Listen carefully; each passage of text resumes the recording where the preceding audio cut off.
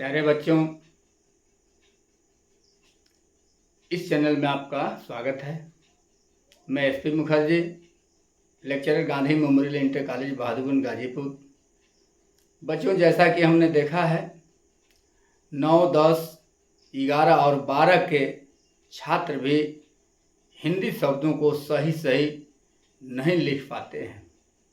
हम लोग बोलते हैं कुछ और लिख लेते हैं वो कुछ और। इसका मतलब बच्चों के हिंदी के शब्दों का ज्ञान नहीं है कि कौन सा शब्द किस स्थान पर प्रयोग करना है और किस शब्द को किस तरह से लिखना है। ये बहुत खामियां हैं और इस खामियों को देखते हुए मुझे हिंदी भाषा पर ये वीडियो बनाने की आवश्यकता पड़ी। बच्चों, हम जानते हैं कि आदि मानव में पढ़ने और लिखने का ज्ञान नहीं था।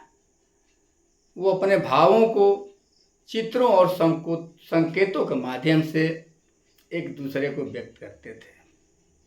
लेकिन हम ये भी जानते हैं चित्र या संकेत भाव के सही अर्थ को स्पष्ट नहीं कर पाता है।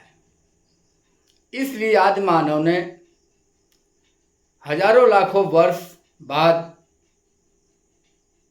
अपने विचारों और भावों को व्यक्त करने के लिए अपने मुख से निकलने वाली ध्वनियों और आवाज़ों को चित्रों और संकेतों के माध्यम से लिखने की क्षमता का विकास किया, जिसे हम आज चल रहे हैं। आइए, भाषा क्या है? भाषा का सही परिभाषा क्या है? भाषा वह माध्यम है जिसके द्वारा हम अपने भावों और विचारों को एक दूसरे के सामने व्यक्त करते हैं।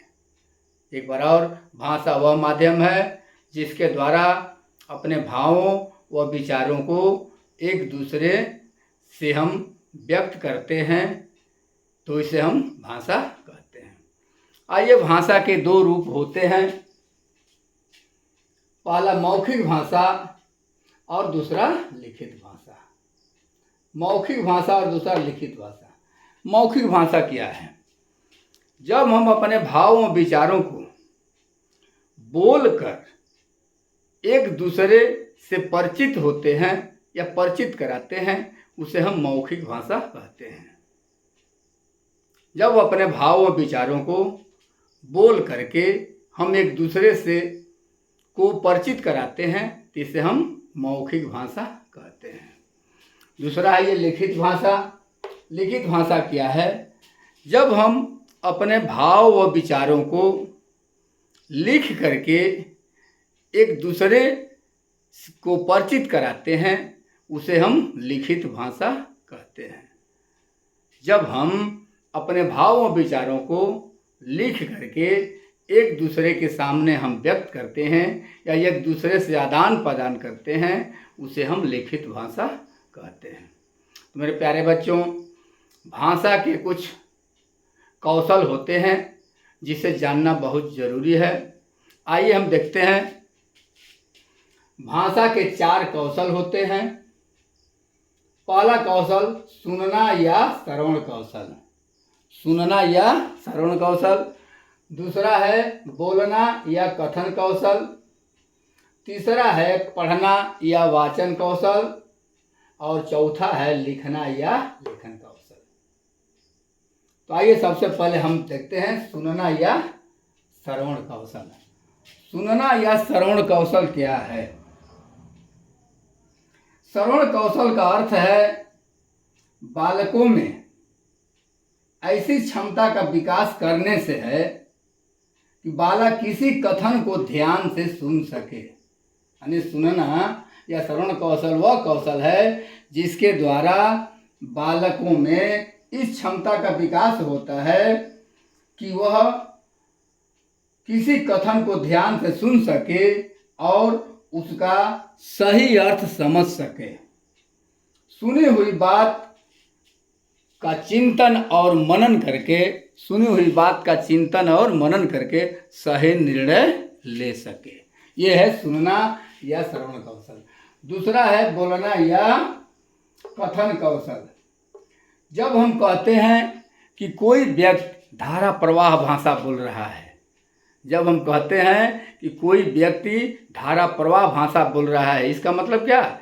इसका मतलब कि भाषा के चारों कौशल में वो निपुण है, अर्थात भाषा के चारों कौशल का उसे अच्छी तरह ज्ञान है, इसलिए भाषा को धारा प्रवाह बोलता है। यह भाषा, इसका मतलब यह है कि भाषा सीखते समय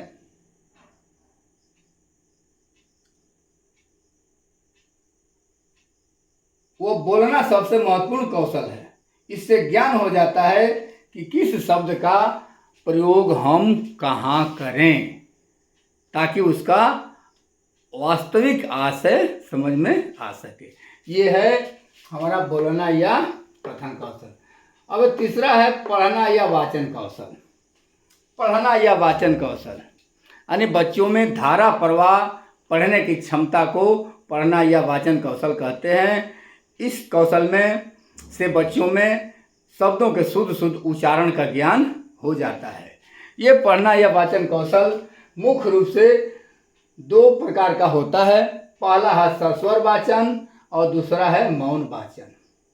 आइए सस्वर वाचन को देखते हैं। सस्वर वाचन का मतलब कोई बालक या कोई व्यक्ति किसी पुस्तक में किसी अध्याय को वह ऊंची आवाज में बोल बोल कर पढ़ता है, इसे हम सस्वर वाचन कहते हैं। ये सस्वर वाचन 4 प्रकार का होता है। सस्वर वाचन कितने प्रकार का होता है? 4 प्रकार का होता है। आइए देखते हैं। पहला है आदर्श वाचन, दूसरा है अनुकरण वाचन, तीसरा है वैयक्तिक वाचन, चौथा है सामूहिक वाचन। आदर्श वाचन, आदर्श वाचन में कोई शिक्षक या अध्यापक उस अध्याय को पहले स्वयं वाचन करता है और बच्चे उसी अध्याय को अपनी पुस्तक में शिक्षक द्वारा वाचन किए हुए शब्दों को अंगुली से देखते हैं और उसका उच्चारण समझते हैं। इसे हम आदर्श वाचन कहते हैं। दूसरा है अनुकरण वाचन।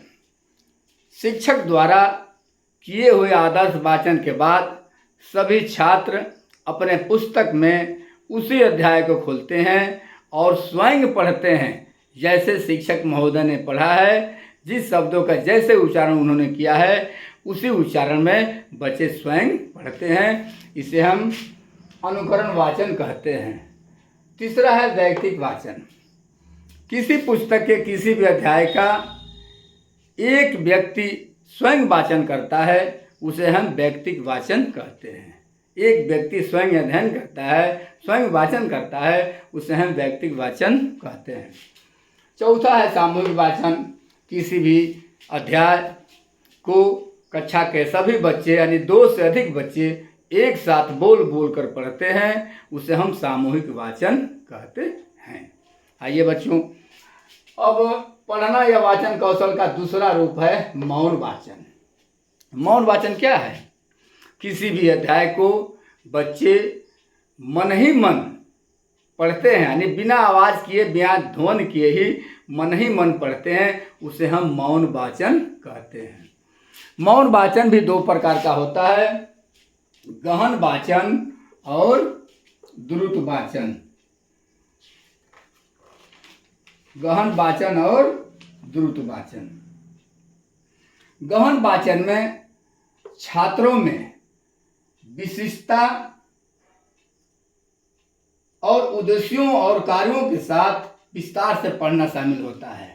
नहीं कहते हैं कि भाई देखो गहन अध्ययन करना पड़ेगा। अगर आपको अधिक आगे जानकारी लेनी है तो आपको एक एक शब्द का गहन अध्ययन करना पड़ेगा, जिससे आपके अंदर शब्दों के साहित्यिक ज्ञान हो जाता है। इस क्षमता का विकास हो जाता है कि आप हर शब्द के बारे में आप अच्छी तरह से जानकार हो जाते हैं। दूसरा है द्रुत वाचन। द्रुत वाचन का मतलब होता है कि बच्चे तेजी से अपने पुस्तक का स्वयं अध्ययन करते हैं। इससे उन बच्चों में इस क्षमता का विकास हो जाता है कि कम से कम समय में अधिक से अधिक वह पुस्तक का वाचन कर सके। ये है द्रुत वाचन। चौथा है लिखना या लेखन कौशल। मेरे प्यारे बच्चों, इन 4 कौशलों में लिखना या लेखन कौशल कठिन कौशल है। क्यों? क्योंकि इस कौशल में शब्दावली का ज्ञान, व्याकरण का ज्ञान, वाक्य संरचना का ज्ञान पर आपकी पकड़ होनी चाहिए। जब तक शब्दावली, व्याकरण और वाक्य संरचना पर आपकी पकड़ नहीं होगी, तब तक आप न वर्ण लेखन लिख पाएंगे, न अनुच्छेद लेखन लिख पाएंगे और न श्रुति लेखन लिख पाएंगे। इसलिए लिखना या लेखन कौशल कठिन है। तो मेरे प्यारे बच्चों, किसी भी परीक्षा में आपको लिखना है, आप कितना हो जानकार हैं, अगर आप लेखन कौशल आपके अंदर नहीं है तो आप अच्छे नंबरों से पास नहीं हो पाएंगे। इसलिए इस क्षमता को विकास करने के लिए आपको रोज 2, 4, 10 पन्ना लिखना पड़ेगा। इससे लिखने से आपके अंदर शब्दावली का ज्ञान हो जाएगा, व्याकरण का ज्ञान हो जाएगा, वाक्य संरचना पर आपकी पकड़ हो जाएगी, यानी आप वाक्य पद में कौन सा शब्द लगाएंगे इसका ज्ञान आपको हो जाएगा। और आप किसी भी प्रकार का वर्ण लेखन या अनुच्छेद लेखन या श्रुति लेखन आप सही शुद्ध लिख सकते हैं। तो मेरे प्यारे बच्चों, हम लोग जब प्राइमरी में पढ़ा करते थे तो उसमें इमिला बोला जाता था या आलेख बोला जाता था। या तो शिक्षक बोलते थे या कोई बच्चा बोलता था और सब लोग लिखते थे। इसके बाद शिक्षक महोदय उसे चेक करते थे। इससे हमें वर्ण लेखन का या श्रुति लेखन का या वाक्य संरचना पर पकड़ हो जाती थी। अब शायद ऐसा हो रहा है या नहीं हो रहा है, हमें लग रहा है कि ऐसा नहीं हो रहा है। इसीलिए बच्चों में वाक्य संरचना पर पकड़ नहीं है, बोला जाता है कुछ और लिख लेते हैं कुछ और। तो मेरे प्यारे बच्चों, ये है हिंदी भाषा का पहला वीडियो। ये वीडियो आगे तक चलेगा, पूरा व्याकरण भी मैं आपको पढ़ाऊँगा ताकि आपको हर कंपटीशन में इसकी जानकारी मिल जाएगी। तो आज इतना ही। अगर यह वीडियो आपको अच्छा लगे तो इसे लाइक, शेयर और सब्सक्राइब जरूर कीजिएगा, क्योंकि लाइक करने में ना आपको पैसा लगेगा, शेयर करने में ना पैसा लगेगा और सब्सक्राइब करने में आपको पैसा नहीं लगेगा। सब्सक्राइब करने से फ़ायदा ये है कि कोई भी वीडियो यदि मैं बनाता हूँ तो तुरंत इसकी सूचना आपको मिल जाती है। सो धन्यवाद।